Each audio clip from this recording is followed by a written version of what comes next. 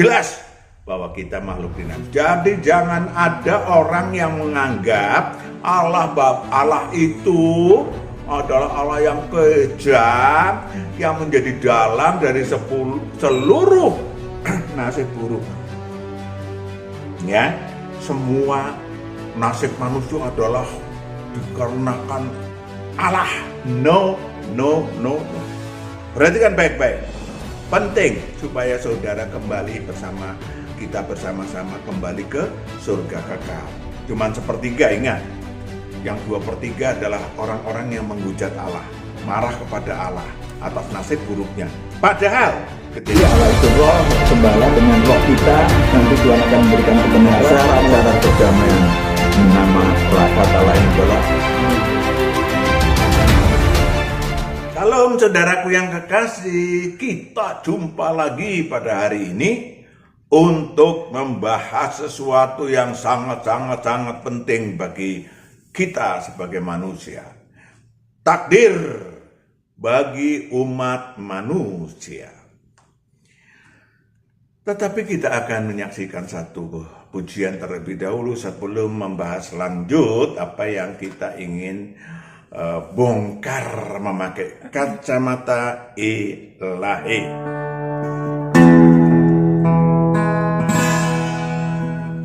Ku datang ke hadirat-Mu membawa pujian, dengan segenap hatiku ku memuji Engkau, ya Tuhan Allahku. Kau patut ditinggikan, sembah mulialah nama-Mu di bumi, sembah mulialah nama-Mu.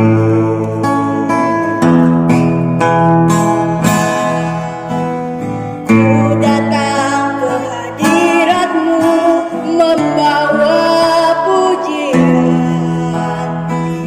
dengan segenap hatiku ku memuji Engkau, ya Tuhan Allahku. Kau patut ditinggikan, sembah mulialah nama-Mu di bumi, sembah mulialah nama-Mu. Ku sembah Kau di tempat yang maha tinggi. Segala puji, hormat, kemuliaan bagi-Mu Tuhan. Ku sembah Kau di tempat yang maha kudus, Allahku, ya Rajaku. Ku sembah Kau di tempat yang maha tinggi. Allah puji, hormat, kemuliaan bagi-Mu Tuhan. Ku sembah Kau di tempat yang maha kudus, Allahku, ya Rajaku. Allahku, ya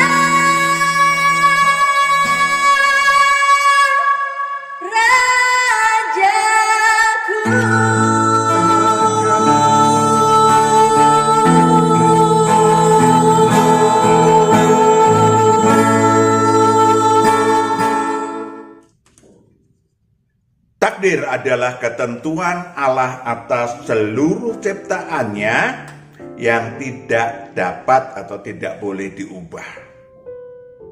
Ya, ada banyak sekali rahasia dan hari ini mungkin Anda baru pertama kali tahu rahasianya. Ya, yang tersembunyi tentang kebenaran takdir atas manusia. Kita akan membongkarnya sekali lagi memakai kacamata ilahi secara garis besar sebagai berikut. Yang pertama, manusia adalah makhluk ciptaan Allah yang rohnya, perhatikan, rohnya itu yang kekal adalah sesungguhnya saya dan saudara berasal dari surga kekal, disebut sebagai makhluk tua-tua, makhluk ciptaan tua-tua. Kenapa disebut tua-tua? Karena merupakan ciptaan awal dari makhluk-makhluk, seluruh makhluk ciptaan Allah. Saudaraku yang kekasih, Wahyu 4 ayat 4. Wahyu 4 ayat 4. Dan sekeliling takhta itu ada 24 takhta. Ada 24 takhta. Dan di takhta-takhta itu duduk 24 tua-tua. 24 tua-tua, jangan ini bilangan ilahi ya. Terus Yang memakai pakaian putih dan mahkota emas di kepala mereka. Memakai pakaian putih. Saya pakai kata sayap rohani, ketaatan. Sayap rohani, apa tadi, memakai pakaian putih dan mahkota emas di kepala mereka. Kekudusan dan memiliki sayap rohani kemuliaan. Dan dari takhta itu keluar kilat dan bunyi guruh yang menderu, dan 7 obor menyala-nyala di hadapan takhta itu. Jadi saya dan saudara itu, tadi Wahyu 4 ayat 1 saudara bisa baca, saya sampai 3. Saya dan saudara, roh saya dan roh saudara itu berada ditakdirkan di dalam istana. Di surga kekal itu kita ada di dalam istana terdalam. Berada di dalam istana surga kekal. Di mana, perhatikan baik-baik, saudara, roh saya dan roh saudara ditakdirkan berada di dalam, sekali lagi, istana terdalam di mana ada Allah yang Maha Esa, ada Sang Anak Domba. Ulangi lagi Wahyu 4 ayat 5. Dan dari takhta itu keluar kilat dan bunyi guruh yang menderu, dan 7 obor menyala-nyala. 7 obor menyala-nyala Di hadapan takhta itu. di hadapan tahta itu. Itulah ketujuh roh Allah. Itulah ketujuh, bilangan ilahi lagi, ketujuh roh Allah.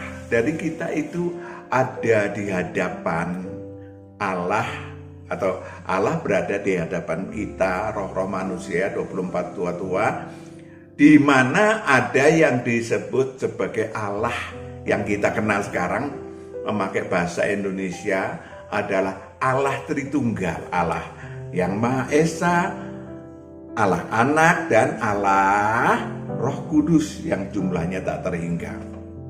Cukup jelas? Itu kita ditakdirkan di sana. Ayat 9, coba kita lihat luar biasanya makhluk tua-tua. Wahyu 4 ayat 9.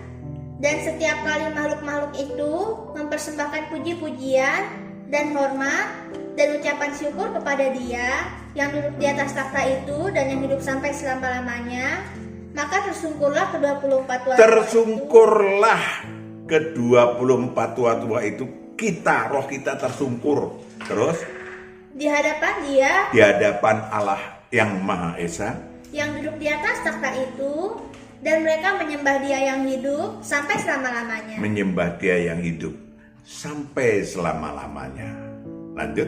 Dan mereka melemparkan mahkotanya di hadapan takhta itu sambil berkata, "Ya Tuhan dan Allah kami, Engkau layak menerima puji-pujian dan hormat dan kuasa, sebab Engkau telah menciptakan segala sesuatu. Engkau telah menciptakan segala sesuatu, Dan oleh karena kehendakmu, semuanya itu ada dan diciptakan." semua itu ada dan diciptakan. Jelas? Itulah pengakuan roh saya dan roh saudara. Luar biasa hebatnya. Maka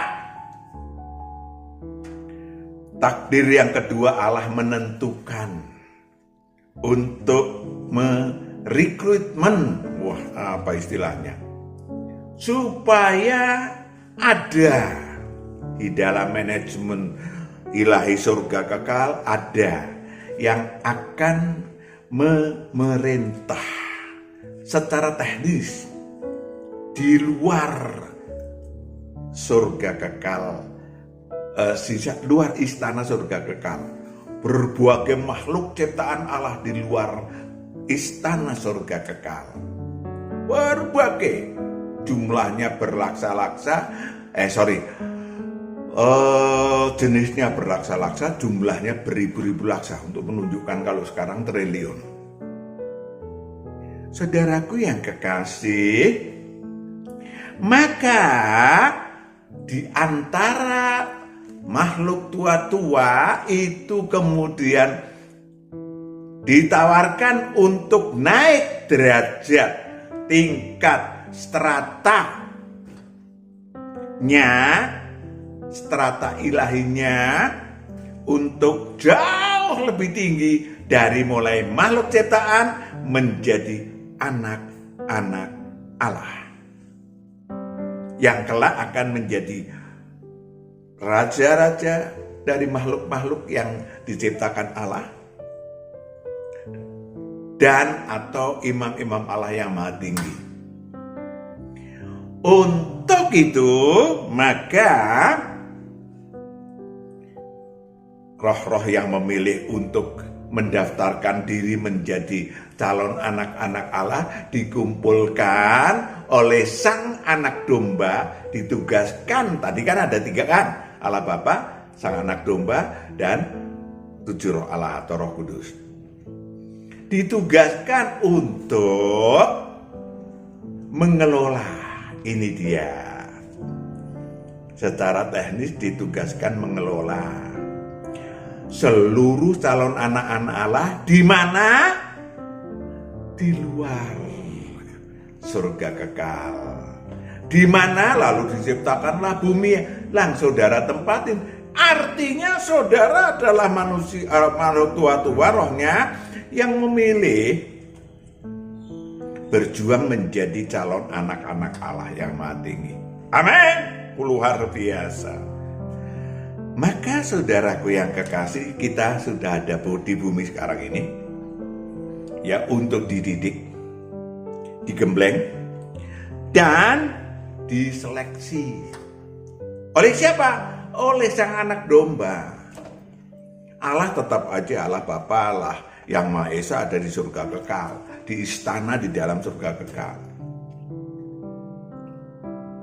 Yang ada di bumi ya Allah anak, bukan manusianya Yesus, bukan manusia Yesus ya, itu manusianya pada waktu 2000 tahun yang lalu itu menjadi manusia. Supaya jangan saudara keliru di dalam Taurat atau agama atau religi tentang hal itu. Saudara mau ngaku mau nggak ngaku, takdirnya adalah yang turun ke bumi adalah Wahyu 5 ayat 6. Wahyu 5 ayat 6. Maka aku melihat di tengah-tengah takhta dan keempat makhluk itu, dan di tengah-tengah tua-tua itu berdiri seekor di tengah anak domba. Tua-tua itu berdiri Seekor anak domba. Seekor anak domba. Seperti lambangnya telah disembelih berkorban, bertanduk 7 dan bermata 7. Itulah ketujuh roh Allah yang diutus ke seluruh bumi. Ya. Jadi sang Allah anak, sang anak domba, dan Allah Roh Kudus. Itulah yang ke bumi untuk menggembleng saudara, menggembleng saudara dan saya untuk nanti kembali ke surga kekal.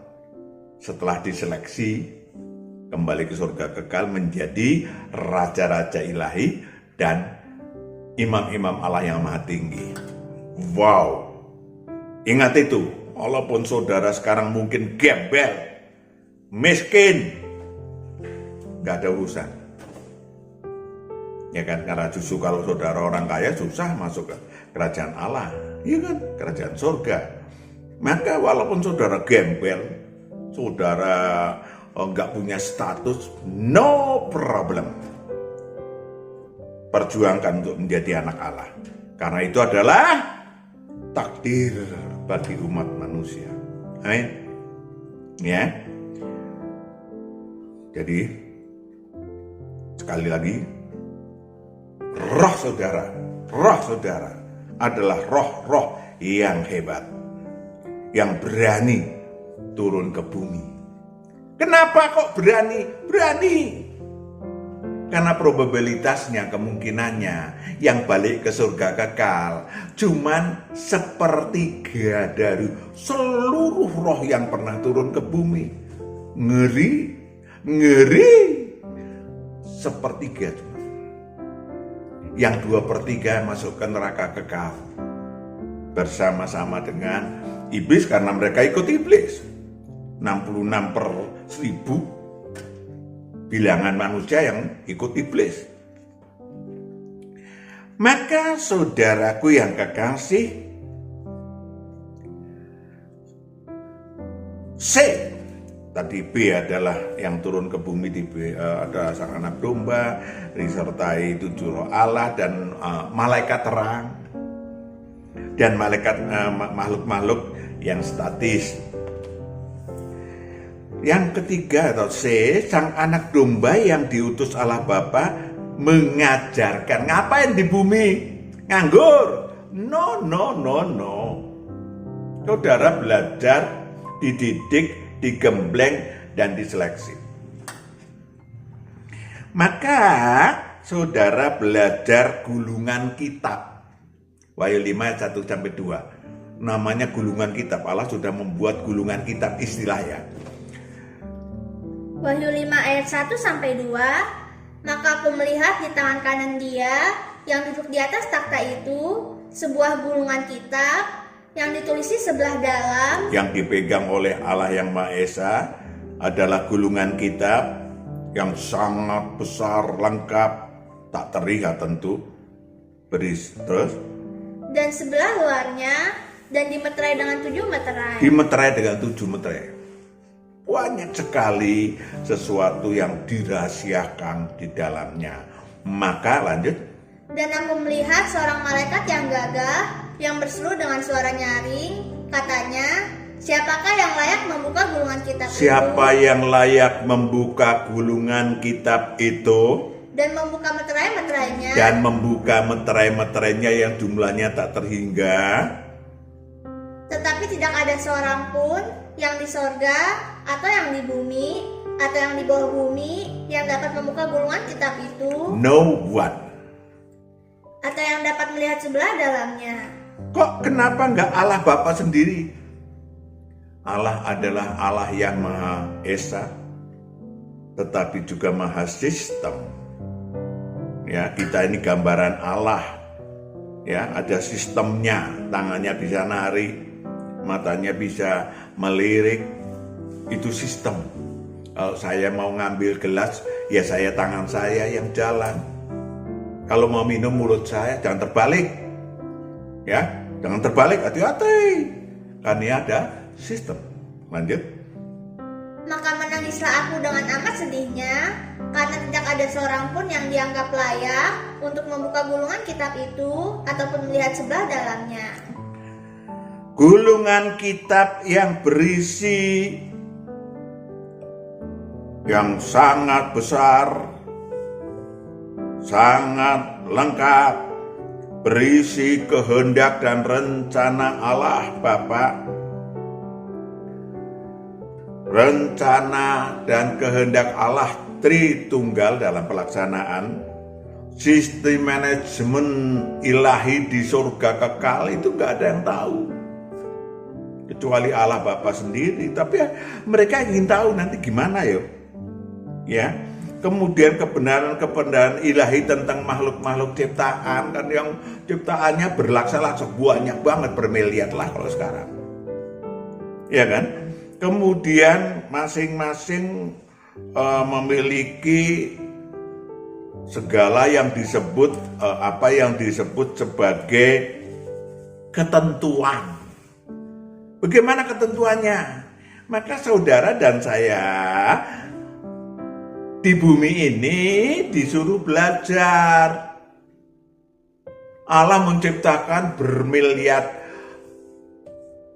makhluk-makhluk flora maupun fauna yang untuk dipelajarin oleh saudara dan saya, karena itu adalah simulasi dari bentuk-bentuk yang akan menjadi anak buah atau rakyat saudara. Jelas?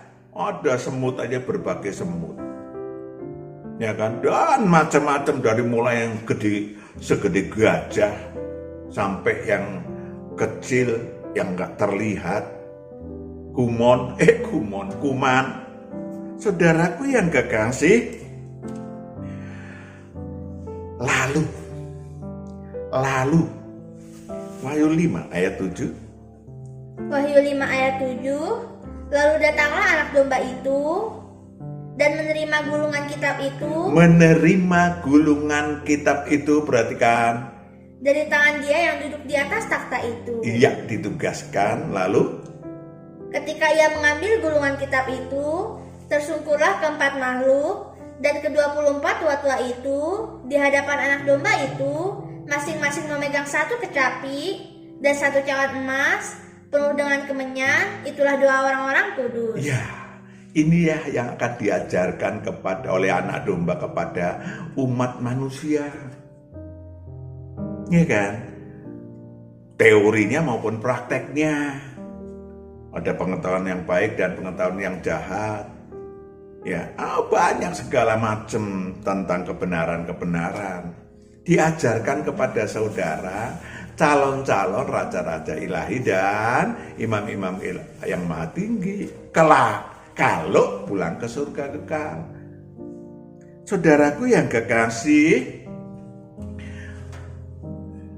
roh saya dan roh saudara itu kemudian tersungkur dan siap untuk belajar apa yang disebut gulungan kitab itu. Di bumi, kenapa di bumi, kenapa nggak di surga? Ada namanya yang disebut sebagai hukum-hukum mengenai pengetahuan yang baik dan yang jahat, yang tidak ada contohnya di surga kekal. Maka sesungguhnya, sekali lagi, sesungguhnya saudara dan saya adalah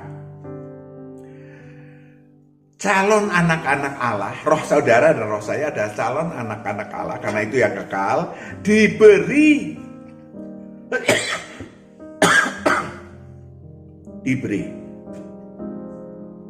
apa? Diberi tubuh dan jiwa. Diberi tubuh dan jiwa di bumi. Untuk apa? Untuk tadi belajar, digembleng, diseleksi. Saudara belajar, segala macam udah ada di bumi ini. Dari mulai alam raya sampai yang mikro, semua ada. Saudara belajar. Maka, Kejadian 1 ayat 26. Kejadian 1 ayat 26. Berfirmanlah Allah, baiklah kita menjadikan manusia menurut gambar dan rupa kita, supaya mereka berkuasa atas ikan-ikan di laut, dan burung-burung di udara, dan atas segala ternak, dan atas seluruh bumi, dan atas segala binatang melata yang merayap di bumi. Ada Pak Matius mungkin seperempat abad yang lalu, diajak berdebat oleh golongan agama tertentu, bukan Muslim ya, bukan Islam, bukan, yang tidak percaya bahwa manusia punya roh. Mereka punya Alkitab yang sama, serupa. Ya, saya bilang baguslah Alkitabnya sama.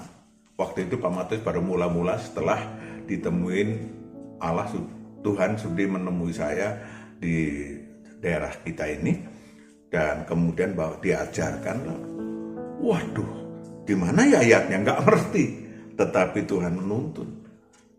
Saudaraku yang kekasih, Mereka tidak percaya bahwa manusia punya roh. Manusia cuma punya tubuh dan jiwa.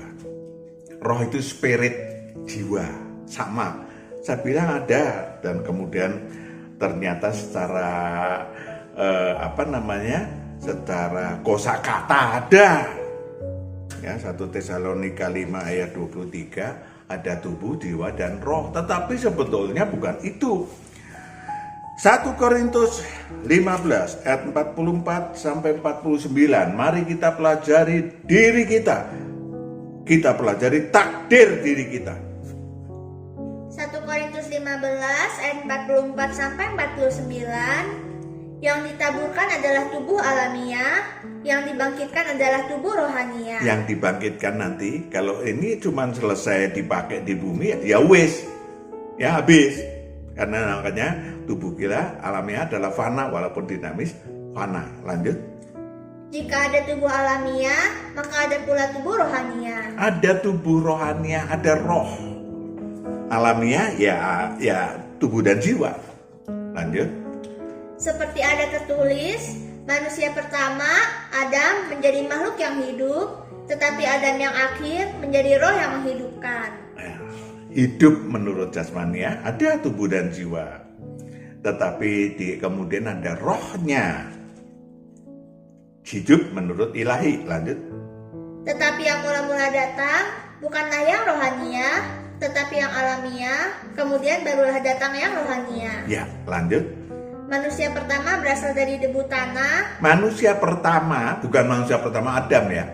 Manusia yang ada di bumi ini terdiri dari debu tanah, lalu dan bersifat jasmani. Bersifat jasmani. Manusia kedua berasal dari sorga. Manusia kedua, yaitu roh saudara dan roh saya, berasal dari surga. Jelas? Lanjut. Makhluk-makhluk alamiah. Makhluk-makhluk alamiah, flora dan fauna, sama dengan dia yang berasal dari debu tanah. Ya, berasal dari debu tanah sama. Kalau tubuh alamiah karena kita sama, serupa, dan asalnya sama dari debu tanah. Lanjut. Dan makhluk-makhluk surgawi sama dengan dia yang berasal dari surga. Iya, roh saya berasal dari surga. Cukup jelas? Ya. Maka saudaraku yang kekasih, kita berada di dunia untuk berjuang menjadi anak-anak Allah dan berlatih memahami, menguasai tubuh alamiah dengan hukum sebab akibatnya, flora dan kemudian fauna, di mana Adam digambarkan sebagai belajar menamai binatang dan seterusnya. Jelas? Maka selanjutnya takdir selanjutnya adalah manusia terdiri dari laki-laki dan perempuan. Kejadian 1 ayat 27. Kejadian 1 ayat 27. Maka Allah menciptakan manusia itu menurut gambarnya. Menurut gambar Allah diciptakannya dia, laki-laki dan perempuan diciptakannya mereka. Ada kerjasama ilahi, maka diciptakan beda laki-laki dan perempuan. Secara fisik dan jiwa ini beda. Tetapi justru ada kerjasama. Kalau saudara menikah adalah lagi berada dalam pernikahan ilahi, maka ada kerjasama secara ilahi, ya, menghasilkan kenaikan mutu karena bergandengan tangan, bergandengan ilahi, bekerja sama, dan tentu yang fisik melahirkan anak-anak. Ayat 28. Kejadian 1 ayat 28. Allah memberkati mereka, lalu Allah berfirman kepada mereka, beranak cuculah dan bertambah banyak, penuhilah bumi dan taklukkanlah itu, berkuasalah atas ikan-ikan di laut dan burung-burung di udara dan atas segala binatang yang merayap di bumi. Ya, itulah sistem yang diciptakan untuk manusia beranak pinak, melahirkan manusia-manusia lain yang menjadi calon anak-anak Allah yang diisi oleh rohnya. Saudaraku yang kekasih, yang keempat, manusia diciptakan dinamis. dinamis, rohnya dinamis, tubuh alamiahnya juga dinamis. Ya, jadi jangan sampai Ulangan 30 dulu deh, ayat yang ke-15 deh. Ulangan 30 ayat 15. Ingatlah, aku menghadapkan kepadamu pada hari ini kehidupan dan keberuntungan, kematian dan kecelakaan. Dihadapkan. Karena Anda, saya dan saudara manusia dinamis. Lalu? Karena pada hari ini aku memerintahkan kepadamu untuk mengasihi Tuhan Allahmu dengan hidup menurut jalan yang ditunjukkannya dan berpegang pada perintah, ketetapan dan peraturannya. Yes, dan seterusnya saudara bisa baca. Jelas bahwa kita makhluk dinamis. Jadi jangan ada orang yang menganggap Allah itu adalah Allah yang kejam, yang menjadi dalang dari seluruh nasib buruk. Ya, semua nasib manusia adalah dikarenakan Allah. No. Perhatikan baik-baik. Penting supaya saudara kembali bersama-sama kembali ke surga kekal. Cuman sepertiga, ingat. Yang 2/3 adalah orang-orang yang menghujat Allah, marah kepada Allah atas nasib buruknya. Padahal Yakobus 1 ayat 13 sampai 15. Yakobus 1 ayat 13 sampai 15. Apabila seorang dicobai, janganlah ia berkata, pencobaan ini datang dari Allah. Jangan pernah berkata pencobaan datang dari Allah. Sebab Allah tidak dapat dicobai oleh yang jahat, dan ia sendiri tidak mencobai siapapun. Yes. Lanjut. Tetapi tiap-tiap orang dicobai oleh keinginannya sendiri. Karena ia diseret dan dipikat olehnya. Keinginannya sendiri. Lanjut. Dan apabila keinginan itu telah dibuahi, ia melahirkan dosa. Dan apabila dosa itu sudah matang, ia melahirkan maut. Itu yang terjadi. Nanti yang mendatang adalah tentang nasib. Oke, ini tentang takdir dulu. Yang kelima catatannya adalah semua makhluk roh adalah ciptaan. Semua makhluk roh adalah ciptaan dan kehendak Allah. Itu takdirnya. Bersifat kekal kalau rohnya. Jenisnya bermiliar dan jumlahnya bertriliun-triliun. Wahyu 5 ayat 11. Wahyu 5 ayat 11. Maka aku melihat dan mendengar suara banyak malaikat sekeliling takhta, makhluk-makhluk dan tua-tua itu, jumlah mereka berlaksa-laksa dan beribu-ribu laksa. Yes. Saudaraku yang kekasih, mereka adalah terdiri dari makhluk dinamis dan yang berkehendak, yang dapat berubah mutu stratanya. Ya, ada yang makhluk yang statis. Ya, dengan kemampuannya atau diletakkan dalam kemampuan tersendiri. Maka kalau ada yang sombong merasa bahwa dia bukan ciptaan Allah, ya, maka akan contohnya Lucifer, Yeskiel 28 ayat 1 sampai 2. Yeskiel karena luar biasa indahnya, hebatnya makhluk ciptaan yang terhebat, maka merasa dialah Allah. Yeskiel 28 ayat 1 sampai 2. Maka datanglah firman Tuhan kepadaku, hai anak manusia, katakanlah kepada Raja Tirus, beginilah firman Tuhan Allah, karena engkau menjadi tinggi hati dan berkata, aku adalah Allah, aku duduk di takhta Allah di tengah-tengah lautan, padahal engkau adalah manusia. Engkau adalah manusia, sama dengan manusia, ciptaan, makhluk ciptaan. Maka akhirnya Yeskiel 28 ayat 8 sampai 10. Yeskiel 28 ayat 8 sampai 10. Engkau diturunkannya ke lubang kubur, engkau mati seperti orang yang mati terbunuh di tengah lautan. Saudaraku yang kekasih, Lucifer dilempar ke bumi dan kelak akan masuk neraka kekal. Maka saudara juga nanti sekarang bertugas untuk juga menguasai makhluk-makhluk ciptaan Allah yang ada di bumi, termasuk menguasai roh-roh jahat dan iblis. Terakhir, jadi saudaraku yang kekasih, yang mengubah supaya status makhluk ciptaan yang hanyalah ciptaan Allah akan berubah menjadi lainnya, itu Allah yang menentukan. Contohnya ya roh saya dan roh saudara sedang berjuang untuk menjadi, harus ada proses, ada perjuangan untuk menjadi anak Allah.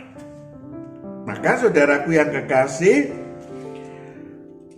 bagaimana Pak dengan yang bukan laki-laki dan bukan perempuan? Itu sakit, itu dikerjain oleh iblis.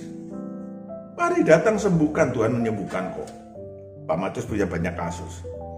Jadi kalau mengubah takdir laki-laki dan perempuan yang ditakdirkan laki-laki dan perempuan, kalau mengubah sendiri, ya itu resikonya sangat mengerikan. Saudara baca sendiri Roma 1 ayat 21 sampai 31. Baca sendiri supaya saudara tahu bahwa itu mengerikan. Jika manusia tidak melaksanakan perkawinan, ya tidak mendapatkan apa yang disebut